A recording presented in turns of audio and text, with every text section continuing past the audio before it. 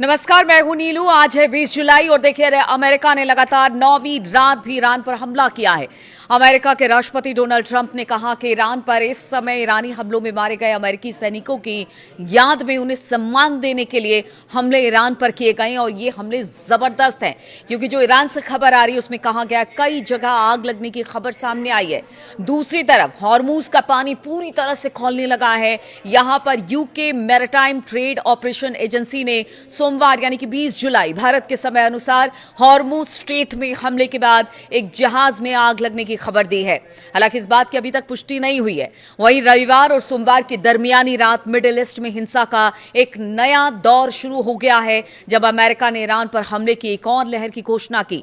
यह लगातार 9वीं रात है जब अमेरिकी सेना ने ईरान पर इस तरह से धावा बोला है, हमला किया है। अमेरिकी राष्ट्रपति डोनाल्ड ट्रंप ने वर्ल्ड कप फाइनल के बाद वॉशिंगटन लौटते समय पत्रकारों से बातचीत में कहा कि हमने आज रात फिर उन पर जोरदार हमला किया है।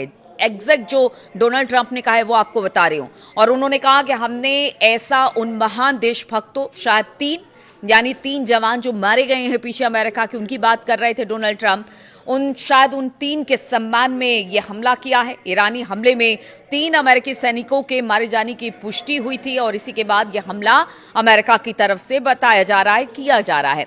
इन सैन्य कर्मियों की मौत के बारे में पूछे जाने पर ट्रंप ने कहा कि हमें बहुत बुरा लग रहा है। उन्होंने आगे कहा कि जो लोग मारे गए वो इसलिए लड़ रहे थे ताकि ईरान के पास परमाणु हथियार ना आ सके। अब भी डोनाल्ड ट्रंप अपनी बात पर अड़े हुए हैं कि ईरान है परमाणु हथियार बना रहा है, लेकिन यह मसला तो कई और हैं और उन मसलों को लेकर अब चाहे अमेरिका हो या डोनाल्ड ट्रंप हो, उस तरह के हमले कर रहे हैं।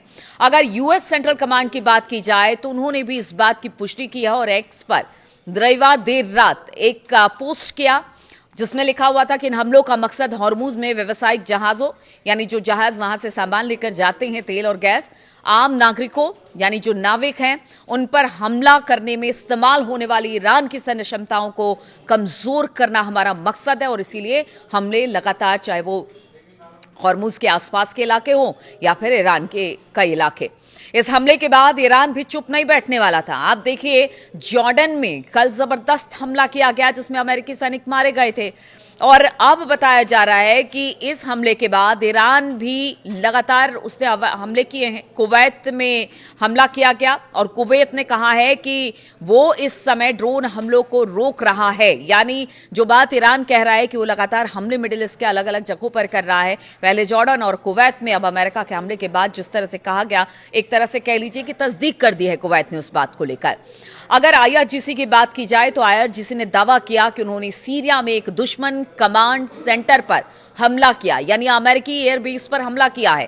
टेलीग्राम पर पोस्ट किया गया IRNA की तरफ से, जिसमें एक बयान में घोषणा की गई है कि ईरान के दक्षिण पूर्व में स्थित ईरान शहर के शहीद सैनिकों के खून का बदला लेने के लिए सीरिया के अल तनफ इलाके में दुश्मन के स्पेशल ऑपरेशन कमांडर सेंटर पर अचानक से हमला किया, जिसमें भारी नुकसान हुआ है, ये ईरान का कहना है। वहीं बहरीन के गृह मंत्रालय ने भी कहा है कि हवाई हमले की चेतावनी देने वाले सायरन बजाए गए और नागरिकों और निवासियों से सबसे नजदीकी सुरक्षित जगह पर जाने की अपील की है। तो क्या बहरीन में भी हमला हुआ है या फिर प्रिकॉशनरी मेजर के तौर पर इसे देखा जा रहा है?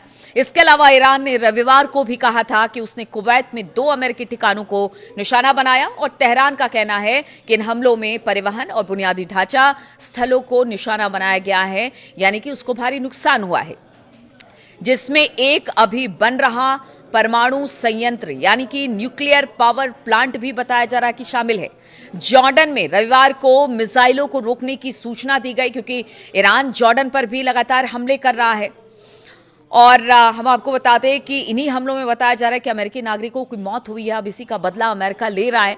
पता नहीं, अमेरिका जिस तरह के बयान देता है, वो कभी कहता है कि वो अपने जो उसके सैनिक मारे गए उससे लेकर हॉर्मूज में जहाज़ों को लेकर परमाणु जो बना रहा है इस वक्त ईरान परमाणु हथियार, उसको लेकर पता नहीं किन किन कारणों से इस वक्त लगातार ईरान में हमले हो रहे हैं और ईरान भी एक कदम पीछे नहीं है। ईरान भी लगातार अपनी रक्षा के लिए हमले कर रहा है। इधर अगर बात की जाए दूसरी बड़ी खबर की, तो अमेरिका के विदेश मंत्री मार्को रूबियो ने रविवार को वॉशिंगटन में लेबनान के राष्ट्रपति जोसेफ आउन से मुलाकात की है। उन्होंने लेबनान इजराइल बातचीत के ताजा दौर के बाद शांति की दिशा में बढ़ने के लिए लेबनान की तारीफ की। 2009 में बराक ओबामा द्वारा मिशेल सुलेमान का स्वागत किए जाने के बाद उसके बाद लेबनान के किसी राष्ट्राध्यक्ष की अमेरिकी राजधानी की ये पहली यात्रा है।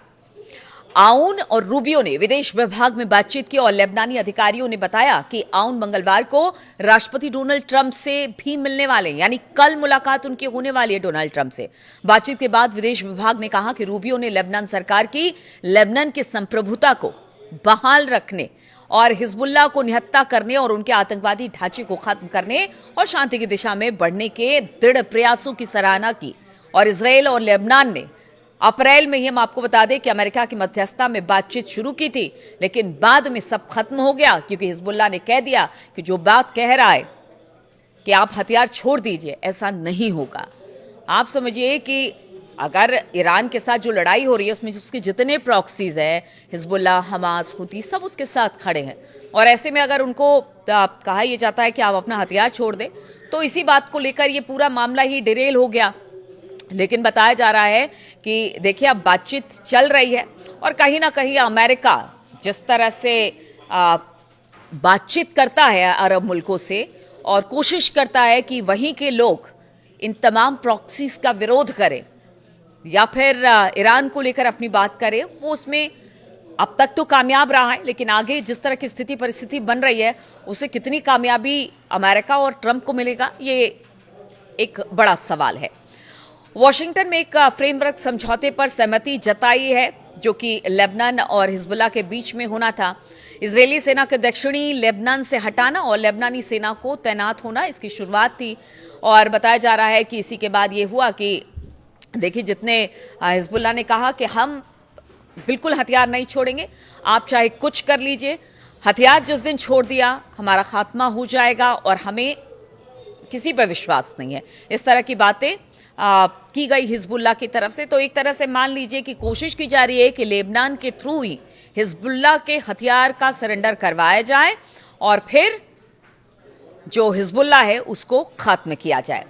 इधर अगर बात की जाए इजराइल के रक्षा मंत्री की, तो रविवार को उन्होंने कहा कि अगर ईरान कोई हमला करता है तो उनका देश उसका जोरदार जवाब देगा। देखिए इजराइल अब तक चुपचाप बैठा है क्योंकि अब तक ईरान ने एक हमला भी उस पर नहीं किया है, लेकिन वो भरा पड़ा है कि कब कुछ एक गलती हो जाए और ईरान पर वो हमले कर दे।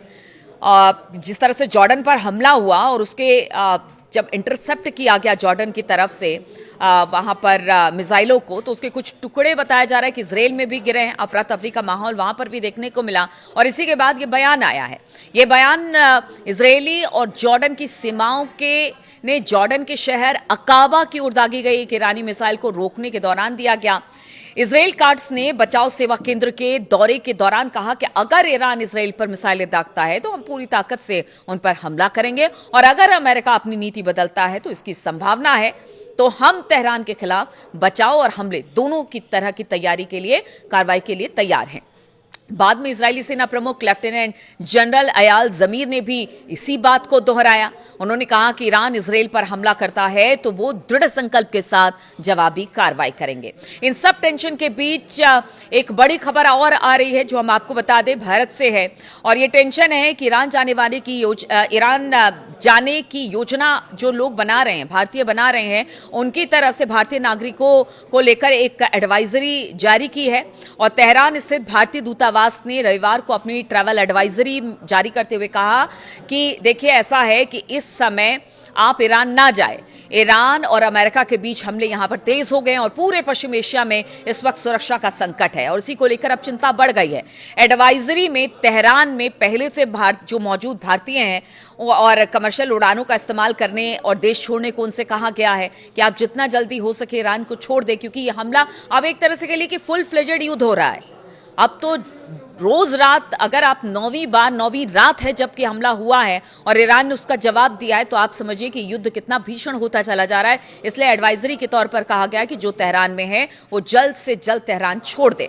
भारतीय दूतावास ने अपनी एडवाइजरी में कहा कि हाल के दिनों में ईरान में अस्थिरता और जिस तरह से टकराव है, इसमें आगे कुछ नहीं कहा जा सकता। जो भारतीय नागरिक किसी भी मकसद से ईरान जाने की योजना बना रहे हैं, उन्हें सुरक्षा हालात बेहतर होने तक अपनी यात्रा को टाल देना चाहिए और जो भारतीय पहले से से ईरान में हैं उन्हें उपलब्ध फ्लाइट विकल्पों का इस्तेमाल करके कुछ समय के लिए ईरान से बाहर निकलने पर विचार करना चाहिए। तो देखिए इस तरह की एडवाइजरी दी गई है और ऐसे समय में आइए जब अमेरिका और ईरान के बीच सैन्य टकराव बढ़ गया है। रविवार को ईरान ने कहा कि अमेरिका ने उसके निर्माणाधीन दारखोबिन परमाणु ऊर्जा संयंत्र और दूसरे ठिकानों पर हमले किए। इसके जवाब में ईरान ने क्षेत्र में मौजूद अमेरिका के सैन्य ठिकानों को निशाना बनाया। अंतर्राष्ट्रीय परमाणु ऊर्जा एजेंसी IAEA ने कहा है कि वो ईरान के दारखोबिन में बन रहे परमाणु ऊर्जा संयंत्र पर जाएगा और इस हमले की जो खबर मिल रही है उसकी पुष्टि करेगा, जांच करेगा कि किसी तरह का कोई वहां पर रिसाव तो नहीं हुआ है। तो देखिए कुल मिलाकर ये कहा जा रहा है कि रोज रात हमला अमेरिका की तरफ से, फिर अमेरिका का जवाब ईरान की तरफ से, और ये जंग का दायरा है वो बढ़ता चला जा रहा है। नुकसान दोनों तरफ का है, लेकिन आप समझिए कि कोई भी पीछे हटने को तैयार नहीं है।